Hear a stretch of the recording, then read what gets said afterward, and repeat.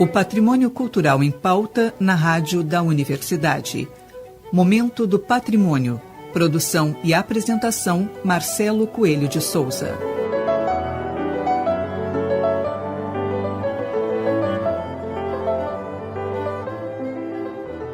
Boa noite, ouvintes. Seguimos hoje com a segunda parte da entrevista com a arquiteta e restauradora Verônica de Benedetti. Graduada em Arquitetura e Urbanismo pela Universidade de Mogi das Cruzes, especialista em restauro de materiais pétreos e cerâmicos pelo Instituto Italiano Palazzo Spinelli e mestre em Geociências pela URGS. Continuaremos conversando sobre as especificidades do restauro de materiais pétreos e sobre a sua dissertação de mestrado intitulada Estudo das alterações ocorridas nas rochas ornamentais utilizadas em monumentos arquitetônicos, caso Museu Júlio de Castilhos e da cúpula da Catedral Metropolitana de Porto Alegre. E Verônica, na tua dissertação de mestrado, tu analisas as rochas ornamentais do Museu Júlio de Castilhos e da Catedral Metropolitana de Porto Alegre. Por que a escolha desses dois prédios e quais as estruturas foram analisadas exatamente? Na verdade, qual era a minha intenção? Quando a gente fala de rochas, nós falamos em 3 grupos principais de rocha: metamórfica, sedimentar e magmática. Então, são processos de formação diferentes. São 3 grupos macro, né, de rochas. Então, o que eu queria com o mestrado? Queria conseguir estudar um representante de cada um desses grupos. E claro, num ambiente de uma construção histórica, para poder ter todo um histórico de tempo, de mecanismos de degradação, para poder analisar as patologias e conseguir entender.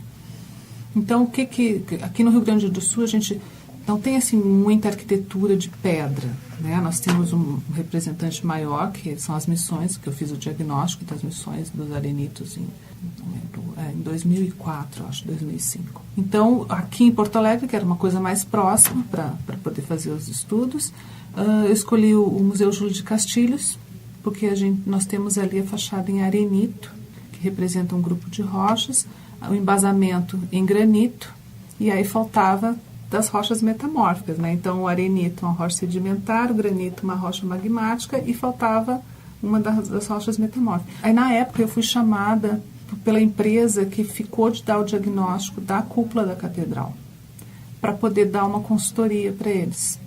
E aí veio tudo junto, né? Então, assim, então vamos estudar os mármores da cúpula da catedral, porque eles estavam com problemas, eles estavam no impasse, eles não sabiam se eles mantinham os mármores ou se eles traziam ao projeto original, que era a cúpula de cobre, que é a especificação original de projeto. Então, essas 3 rochas, realmente, elas conseguiram trazer o nível de informação que eu intencionava quando eu me propus a isso no mestrado. Quando se projetou a cúpula, né, foi um arquiteto italiano, Giovannone, ele especificou que fosse, porque são 2 cascas, né, a cúpula são 2 cascas de concreto, com vigas cintas que fazem essa estruturação, essa amarração. Tá? E ele especificou que elas fossem revestidas com chapas de cobre. Então, você imagina o peso de uma chapa de cobre com o peso de um mármore, que tem, naqueles lá, então, tinha 2,5 centímetros de espessura. Totalmente diferente. É claro que quando se projeta, né, sempre tem uma carga, uma margem de segurança, enfim, mas o tempo vai desgastando e as solicitações vão se tornando mais pesadas. E não só isso.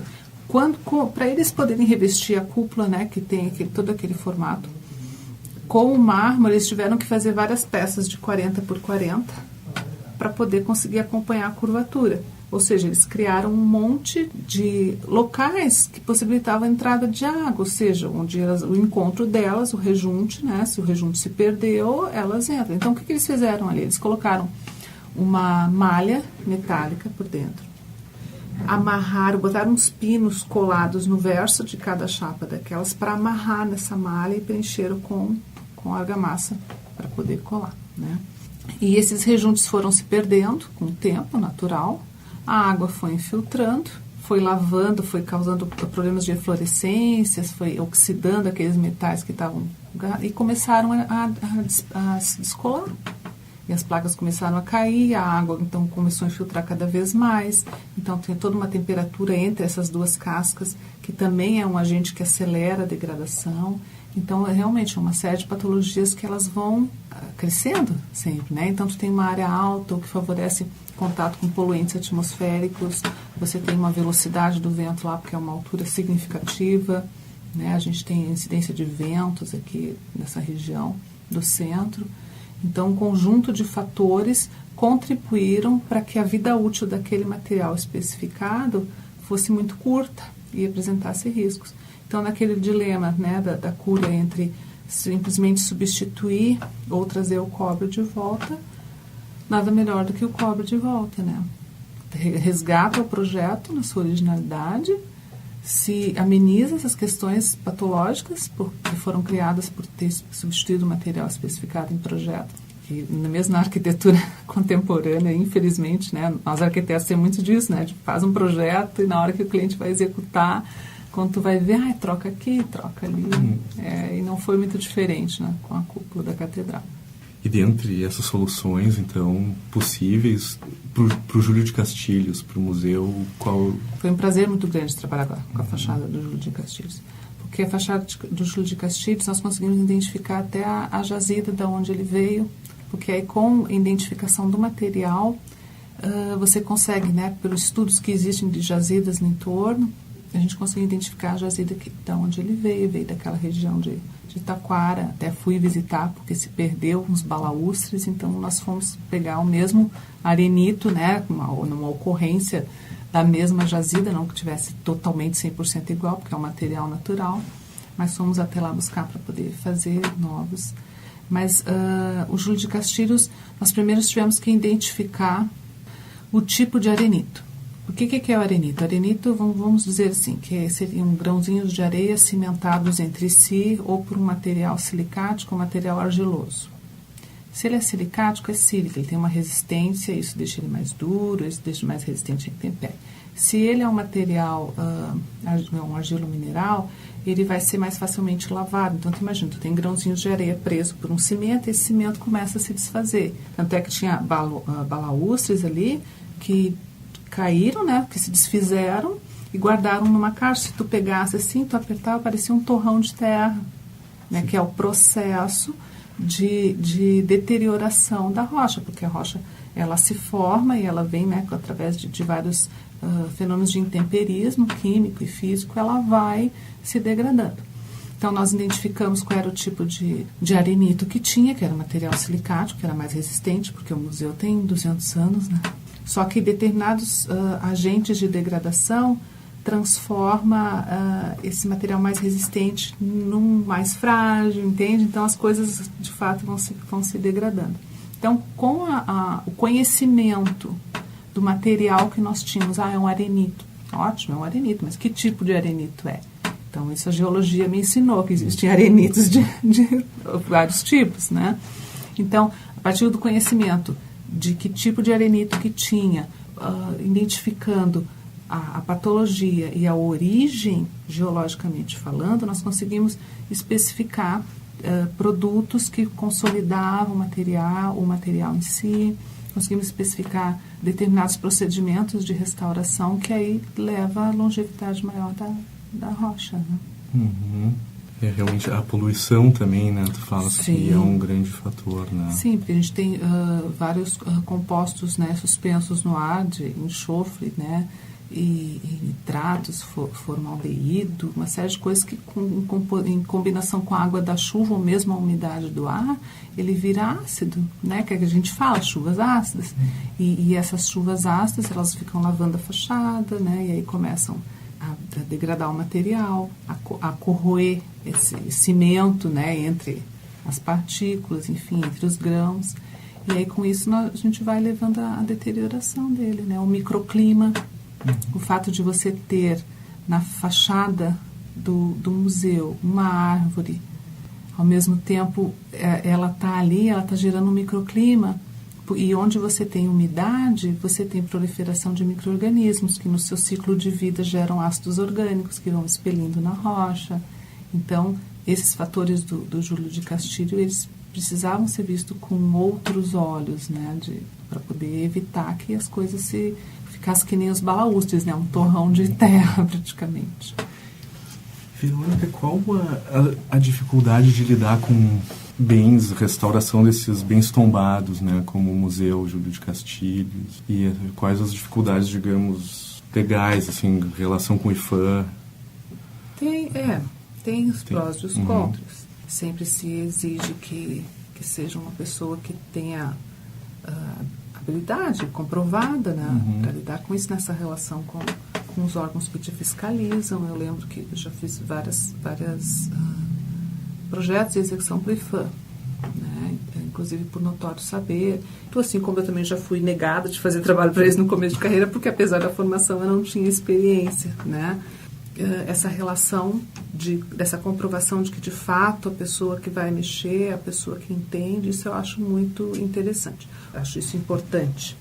O que eu acho como contra é que quando você precisa fazer o diagnóstico de um determinado bem, seja um monumento escultórico, seja uma edificação, né, um monumento arquitetônico, para que nós consigamos entender bem as patologias, nós precisamos coletar amostras. E aí começa o problema com os órgãos de preservação. Porque eles não querem, óbvio, a gente entende por um lado, só que também tem que se entender o lado de quem vai diagnosticar. Se você pegar só uma amostra de uma parte, ela não vai ser representativa. E os ensaios para fazer diagnóstico, geralmente eles são destrutivos. Esse é o problema. Então, no caso ali eu fiz a restauração da Anita e Giuseppe Garibaldi. O que eu pude pegar como amostra? Tive que pegar o embasamento, que tinha uma rocha solta, que tinha quebrado e colaram ali. Então, eu peguei para poder fazer, para pegar da parte interna para fazer os ensaios. E aí conseguimos fazer um ensaio não destrutivo, que era um ultrassom. Até eu lembro que saiu no jornal que a Anita ia passar por um ultrassom, se o sexo da criança era masculino ou feminino. Porque é ultrassom sim, né? Aí você bota 2 polos, né? E aí corre a onda e você consegue fazer a leitura da densidade interna da peça, para ver se ela solubilizou muito, né? No sentido de perda de massa, perda de material. Então, isso eu acho um agravante quando a gente lida com os órgãos de preservação de patrimônio. Porque eles procuram, assim, o máximo possível impedir que você colete amostras. Só que você acaba, às vezes, correndo risco de dar um diagnóstico que poderia ter sido melhor. O trabalho da Anita e do Giuseppe Garibaldi, eu levei para um seminário que teve em Minas, no ano retrasado, sobre rochas, diagnóstico de rochas, caracterização e diagnóstico de rochas para restauro. E aí o professor Mário Mendonça, que é um mestre, né, na área de restauro, com certeza quem é do meio conhece, né? Ele falou assim para mim: mas Verônica, deixa de ser boba. Aí ele me ensinou umas técnicas assim, para dar uma, sabe? Para driblar, porque realmente tu pega uma amostra lá do embasamento, ela está representando aquela área. Mas e lá na cabeça dele, né? E lá no braço dela? Então, essa questão, eu acho que tinha que haver um diálogo melhor entre o técnico, restaurador, e entre os órgãos de preservação. Nesse seminário, esse simpósio que teve em Minas, que eu estou comentando, tinha representantes do IPHAN do Rio de Janeiro. Aí ela disse assim: eu vim aqui muito corajosa, dar minha cara a tapa, Caterine, porque eu sei que vocês nos detestam, porque a gente não deixa vocês coletarem as amostras conforme vocês querem. Mas isso dificulta bastante, né? Eu acho que tinha que ter um diálogo melhor entre as partes. Ótimo. Assim, a gente vê que hoje nos diagnósticos se usa muita tecnologia, né? Parece, inclusive, assim, falando até uma biópsia médica, alguma coisa do tipo, não deixa de ter uma relação. E que tipo de tecnologias, ou vi que raio-x, ultrassom, como é que funciona? O que nós temos, assim, né? Na área de rochas. Quando a gente trabalha na área de rochas, a gente trabalha muito com difratometria de raio-x, quando a gente precisa de rochas e de cerâmica, tá? Porque é um ensaio que trabalha na identificação de partículas com menos de 2 microns, enfim.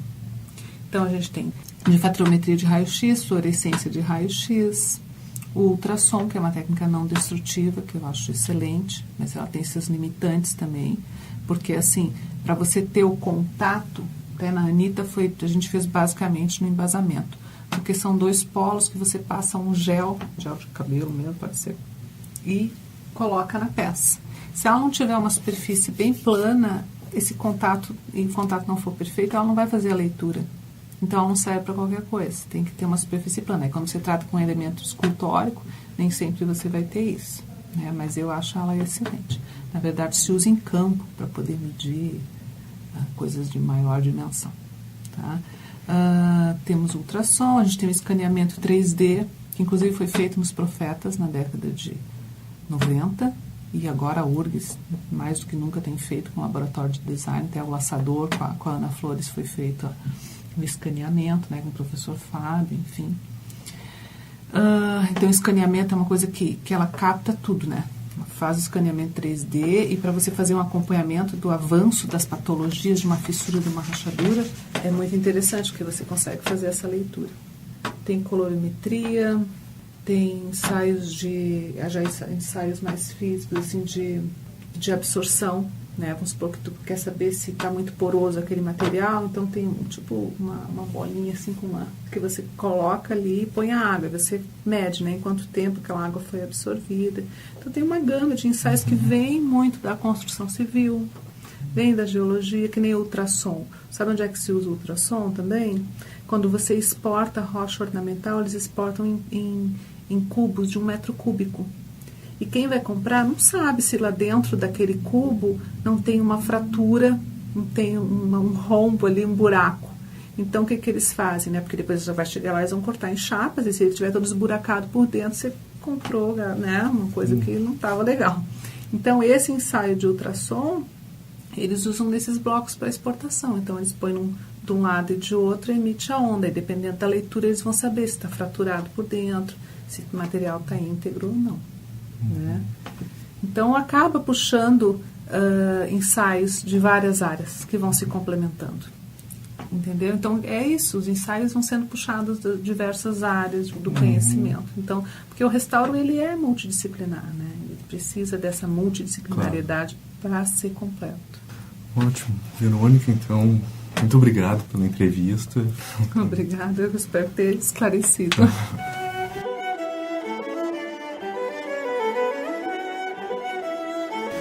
Chegamos ao fim da entrevista com a arquiteta e urbanista pela Universidade de Mogi das Cruzes, especialista em geociências pela URGS, Verônica de Benedetti. Até semana que vem, boa noite a todos e uma ótima semana.